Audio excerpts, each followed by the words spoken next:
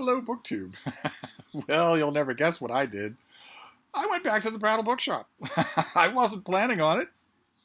As I've said many times in the last week, I wasn't planning on going to the Brattle. I've been to the Brattle many times in the last 8 days. I thought, give it a rest. But this time, the last few times that I went to the Brattle when I wasn't planning on doing it, I was taunted by other booktubers, calling me names and saying that if I didn't go, I was a loser, a soy boy, a beta male, a cook. And this time, the taunt came from someone who isn't even a booktuber anymore, David Murphy, taunting me out of nowhere, saying that if I didn't go to the bookstore, I was decidedly low T, and as non-viable as trickle-down economics. So I went.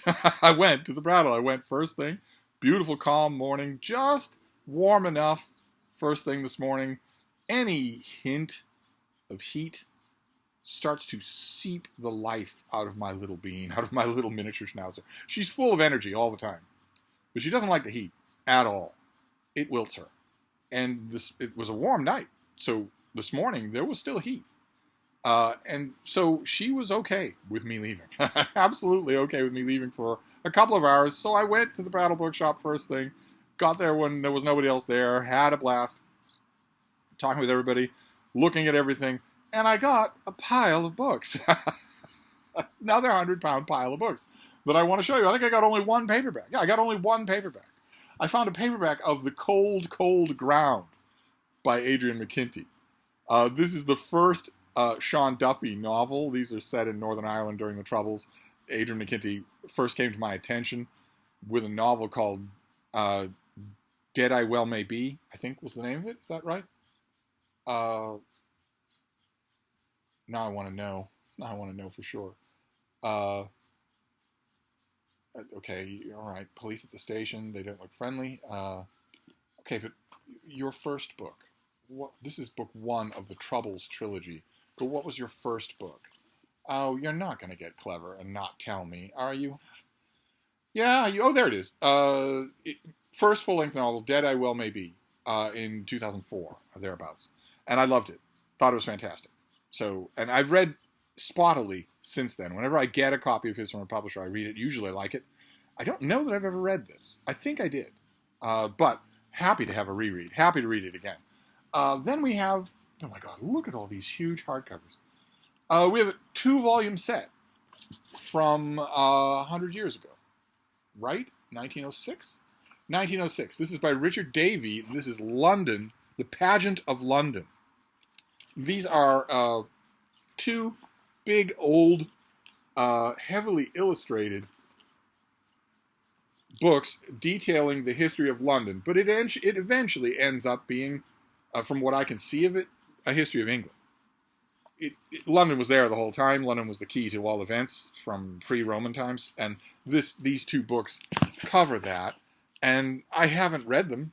I have read some books by this author. He wrote popular, across-the-counter, not particularly demanding, non-scholarly histories of a few key historical Tudor people that I would love to find. I would love to find his straight-up histories. But I remember his narrative approach is really fun. So I didn't hesitate to get these things. I'm sure that they will be enjoyable. And it'd be great if these are the tip of the iceberg, and whoever got rid of these has some of his other books and has sold them, and they will make their way out into the world from the Brattle Bookshop.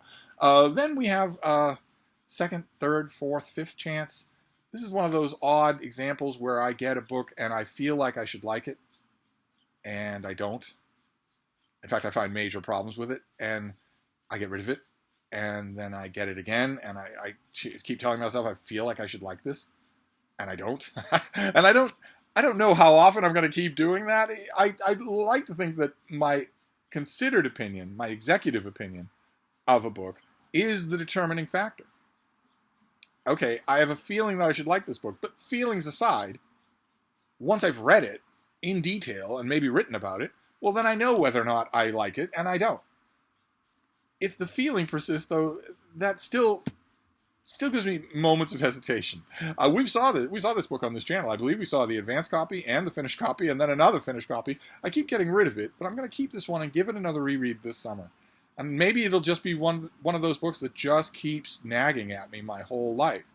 I have a small coterie of those books that I just can't seem to shake. I don't like them, but I can't stop giving them other tries. This could be another example of that. This is Destiny and Power. John Meacham's servile, lickspittle, extremely hagiographic biography of George Herbert Walker Bush, done with Bush's cooperation and enthusiastic approval. So what are you going to get in a book like this about dodgy oil deals or about Iran-Contra? What are you going to get in a book like this about any of that? Nothing. You're going to get that Bush was either a flag-waving, patriotic John Wayne stand-in or a clueless bureaucrat who didn't know what was happening literally in his own office. The 2 times that I've read this book before, I've zeroed in on the 3 or 4 places where I know that George H.W. Bush was a thoroughly bad actor. And he's not. Those incidents, those 4 incidents, are either not portrayed in this book at all, simply not mentioned, or they're portrayed with him coming out smelling like a rose, which is what you would get if you're handing the manuscript pages to a 90-year-old, really likable Poppy Bush. But it isn't history. It isn't biography to do that. And yet, I got a copy of the book. So I will give it another try and try at least to understand. I don't think that I'll be reading it to determine what I missed, because I don't think I've missed anything. I'll be reading it mainly with an eye towards trying to figure out why it keeps pulling at me. Why does it keep pulling at me? Is it that I like John Meacham as an author? I do, but that's no get out of jail free card. That's no guarantee that I'm not going to bash your book. I liked Walter Isaacson as a book until he wrote whatever that thing was about Elon Musk. Now I don't like him as an author anymore. Now he has to build from the ground up. He has to build his credit at the Bank of Steve from the ground up. He not only erased all of his credit at the Bank of Steve with that Musk biography, he robbed the bank. His picture in black and white is on the wall. So the same should apply to John Meacham. I don't know why it doesn't. I will give it another try. And then the next one is also a presidential biography. I had a copy of this that I love this book. I reread it all the time, not just for the copious mentions of William Howard Taft, but for just its own narrative. So I was happy to find another copy. I will put a covering on this. And this is Francis Russell's book, The Shadow of Blooming Grove, which is the greatest book ever written about the U.S. President Warren Gamaliel Harding. Harding had a weird adult life, a weird and largely unsalvageable life. He wasn't, I think, anywhere near as bad as, for instance, George H.W. Bush. But he's a weird figure in relatively modern, relatively 20th century American politics, and no book captures him better than this. This is just tremendously good. And I found a hardcover copy without any fading. The blue covering on this often fades, and it isn't faded here, so that's great. That's fantastic. Also found another book. This is another example of a book that I should love more than I do. I don't know. I like it. I don't. It's not quite the dichotomy that is with, what is it? Faith and rightness, destiny and power. You know right away. You know literally from the title what you get. Anyway, there's another book that it was one that people were surprised was a huge hit. Everybody wrote about it. Everybody talked about it, and I should like it more than I do. So I found a beautiful hardcover with a plastic covering on it. This is Louis Menand's book, The Metaphysical Club, which is in large part about Oliver Wendell Holmes Jr., about Justice Holmes, his service in the American Civil War, and then the rest of his life. And it's also about the Lowells. The Lowells are all over here, Boston. One of the other main characters is maybe not nearly as interesting to me as it is to Louis Menand, and maybe that's the reason why this never really ignited for me. I so much wanted that other character. Charles Sanders Peirce is the other character. I so wanted the pages given to him to be given over to somebody else. There were a whole bunch of other figures in Boston that would have worked perfectly in the narrative here. This was right there, and it was calling to me. I don't have a copy. It's been a while since I gave it another try. It's much along the lines of the Bush book. The only problem with this, this is lovely that this is in new condition with a covering on it. The only problem with that is whoever put the covering on this thing, put the covering over the sticker of the price. So I've got to take the covering off, get that sticker out of there, and then put the covering back on. But I think I can manage that. Okay, then this next one is a rebuy. Periodically, I have to rebuy this because it's a big, heavy hardcover. It's a 5-pound hardcover. And I go to this thing so often. I pull it down off the shelf so often that my copies fall apart. I am always on the lookout for a new copy.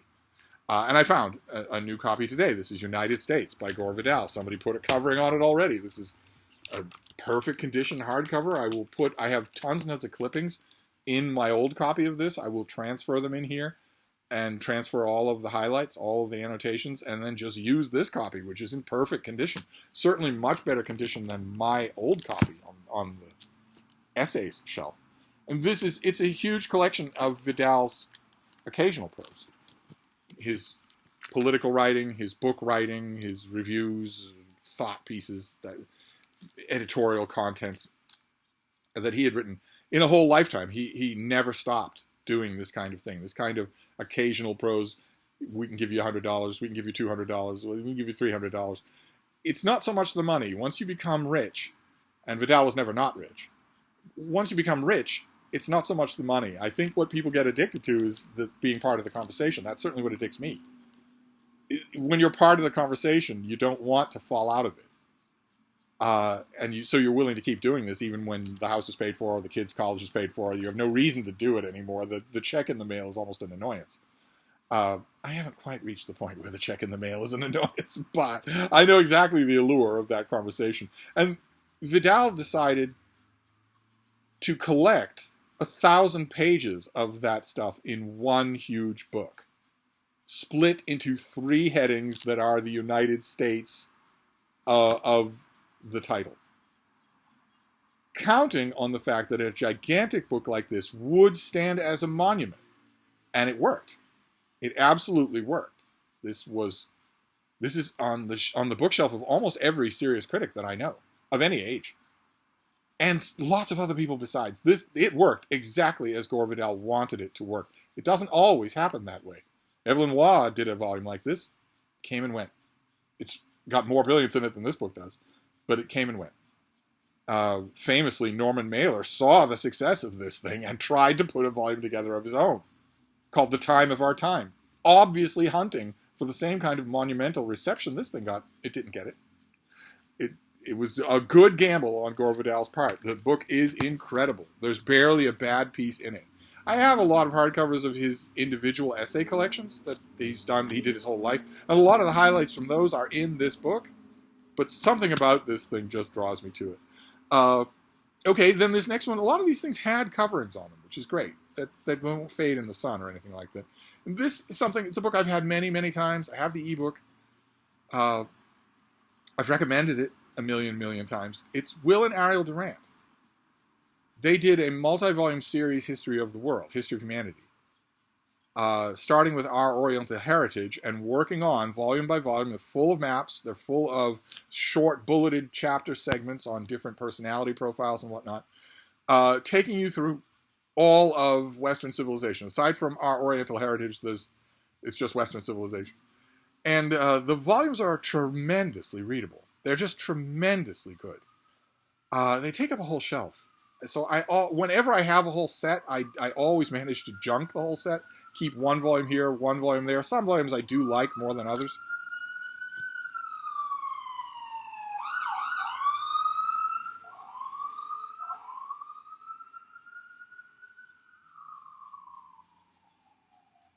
And I see them at the Brattle Bookshop a lot.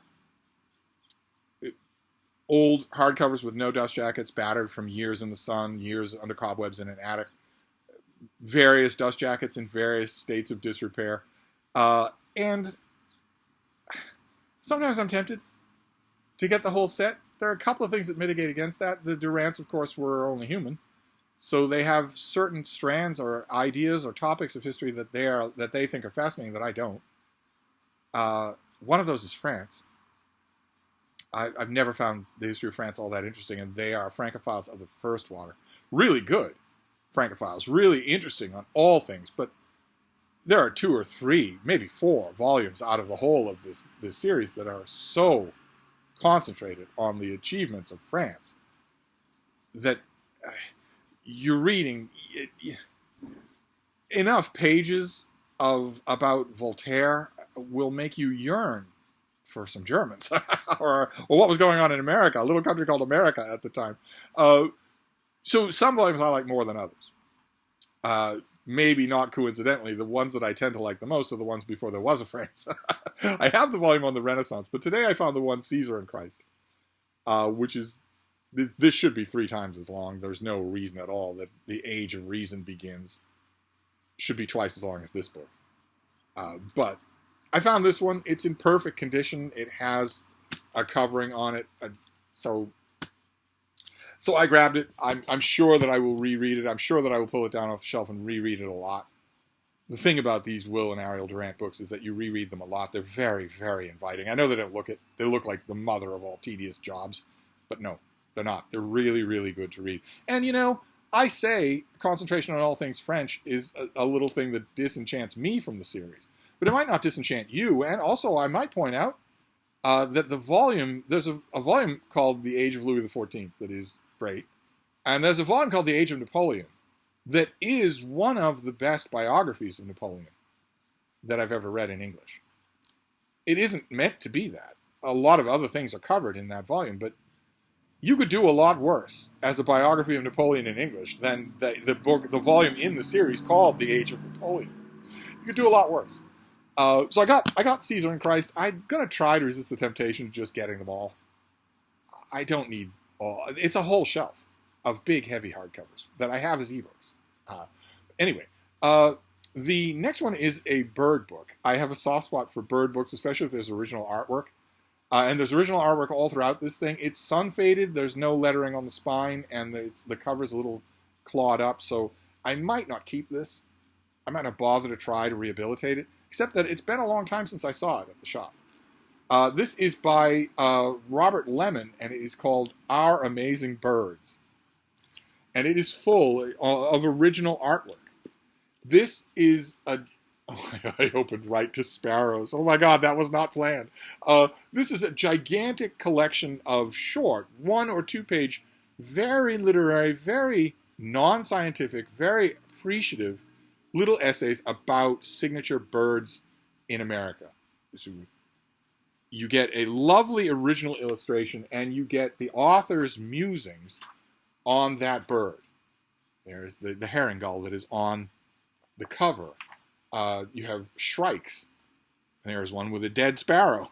I often want to do that to my sparrows myself, but then I wise up. Oh my God, it's another sparrow. Good Lord. I think sparrows are only in here 4 times. I've had this book many, many times over the years. I love it. When did this come out? I think I got this when it originally came out. Did I? No, this came out in 1951. I think I found my first hardcover copy 2 decades after that. That was a quail. It's delightful. It's not meant to be rigorous at all. It's an appreciation of these birds. But that plus the artwork, and I'm sold. I just don't know. This has a chunk out of the back. It has a chunk out of the front. And the lettering is almost completely gone from the cover. I don't know, how much effort I want to put into saving this, except that I might not see it again. And then the last one, the last book that we have here, is in a way the find of the day. I mean, a perfect condition, dust-jacketed copy of United States. That's wonderful. I've needed that. And Shadow Blooming Grove as well. I've needed that. I've needed a backup copy of that to get rid of the trashed copy that I have. But this next one, the last one here, probably is the find of this visit.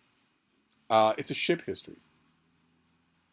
And right now, Mark Richardson is nodding up and down. To the rest of you might not know what I'm talking about. It's a booming little subgenre of maritime history, is to do a ship history, where you tell the reader the history of a particular ship, from the minute its keel was laid to the minute it was decommissioned, or sunk, or destroyed.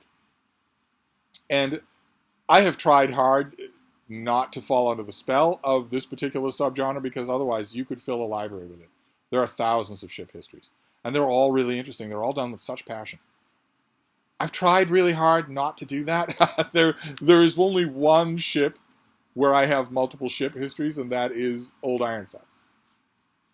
the USS Constitution, which is the oldest ship in service. It has never been decommissioned, and it is at harbor here in Boston. I have ship histories of old Ironsides. I love old Ironsides. I can tell you everything you want to know about every action the ship has ever been in, every time the ship has ever come close to being destroyed, everybody who's ever captained her. But I try to avoid ship histories about anything else because otherwise I'd be swamped in them. But there's one that I read years and years and years ago in a mass market paperback. I had a mass market paperback with a ton of black and white illustrations. I don't know what became of that paperback. I know I don't have it anymore because I'm going through my paperbacks for my library tour 2024, and I would have encountered it by now. So it must long be gone. And I loved it. I loved this particular ship history, but I never thought I would find the hardcover. And I did. This is Commander Ed Stafford's book, The Big E. And it's about the Enterprise.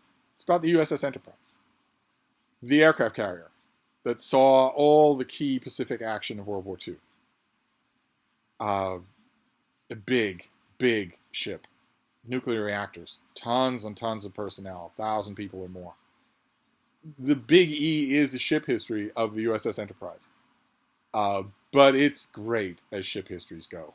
A lot of ship histories either soon forget that they want a broader audience, not just an audience of Navy people, or they never think that and just are in the weeds from the beginning. This book tells a dramatic story.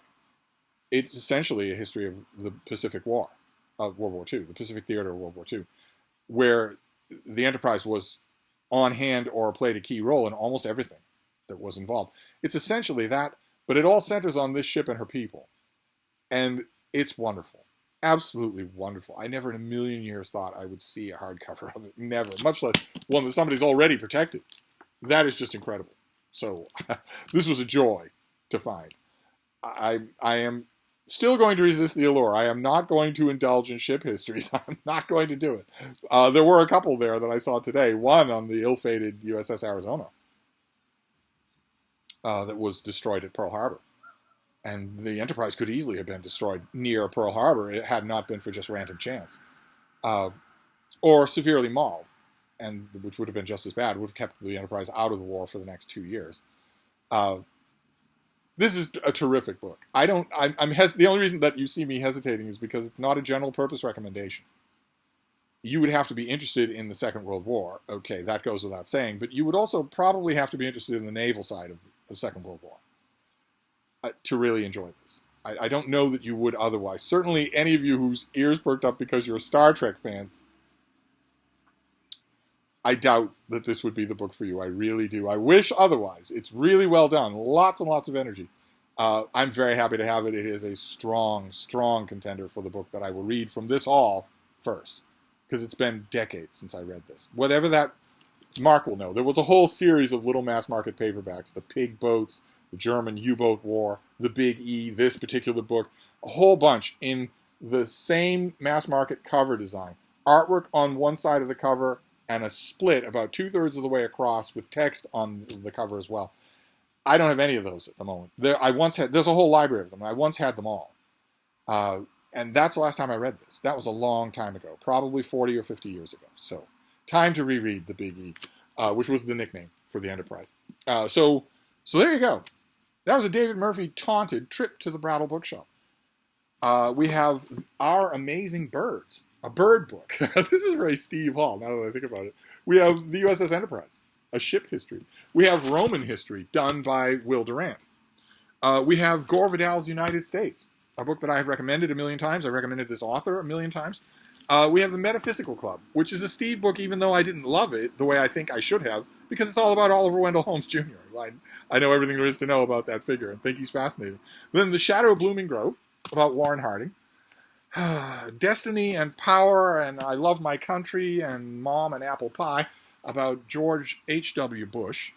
A 2-volume history of London that's really a history of England, that I'm hoping is the open door to the rest of the books by this author. And The Cold, Cold Ground by Adrian McKinty.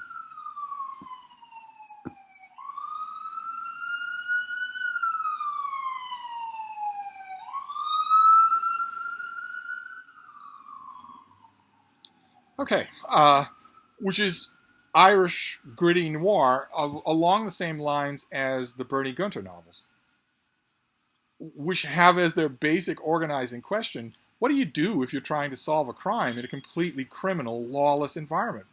There's still right and wrong. You're still a cop.